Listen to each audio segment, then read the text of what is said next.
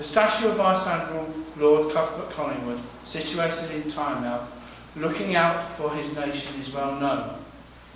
Looking out for his nation is something he did throughout his whole life, as a naval officer and latterly as a diplomat, guarding and preserving the interests of Britain and its people. For that he deserves our acknowledgement and our gratitude. But to us here now, gathered in Morpeth, gathered on Northumberland soil, he is one of our own, a local lad who did our region proud by his achievements and his example, and for that too he deserves our acknowledgement. Collingwood's commitment to the Royal Navy's supremacy did not stop in battle. When back home, Collingwood placed acorns at every opportunity to boost future stocks of timber for British ships. He knew that it took between 2,000 and 3,000 oaks to build a ship like the Victory, or indeed the Royal Sovereign. On this day too, we remember the greatest naval battle in our history, one which had a significant and lasting impact on European politics, the Battle of Trafalgar. Inevitably, the name of Vice Admiral Horatio Nelson is widely commemorated on this day.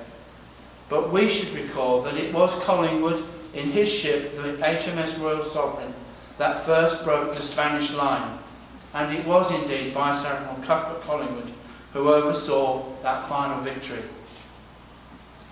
So finally, I would like to end this celebration and commemoration with some words from the great man himself. Whenever I think how I am to be happy again, my thoughts carry me back to Morpeth.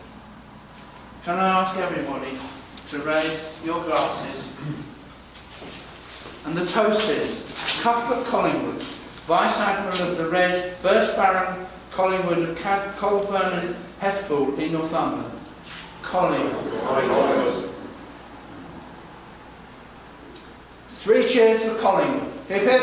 Hooray! Hip hip. Hooray! Hip hip. Hooray! Thank you. My first task is to make a toast to the Royal Navy. I believe there's a different toast for each day, which I wasn't aware of.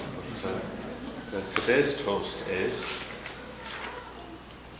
a willing foe and sea room. A willing foe and sea room.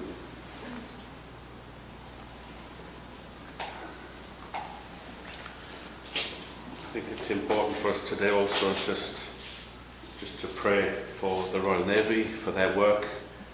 We think of what they've done over the many centuries and the work of the Navy today.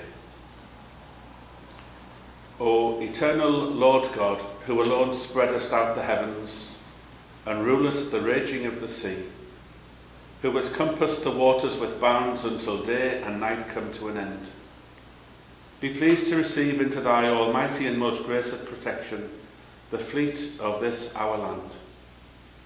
Preserve them from the dangers of the sea and from the violence of the enemy, that they be a safeguard unto our most gracious sovereign Lord, Queen Elizabeth, and her dominions, and to security for such as pass on the seas upon their lawful occasions. That the inhabitants of our island may in peace and quietness serve thee, our God, with a thankful remembrance of thy mercies, to the praise and glory of thy holy name, through Jesus Christ our Lord. Amen. Amen. Hello, my name's Nigel Collingwood. I am related to Lord Collingwood, situated behind me. His father's brother, Edward, is my descendancy, and I'm a direct line from that.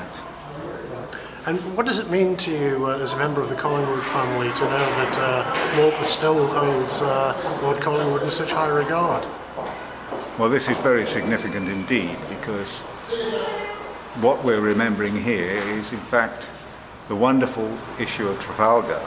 This is Trafalgar Day, the 21st of October, and its impact on saving this nation from the throes of the threats of foreign seas. And as we've heard in the news today, there's a continuing threat, and and so the Navy is properly remembered in this way.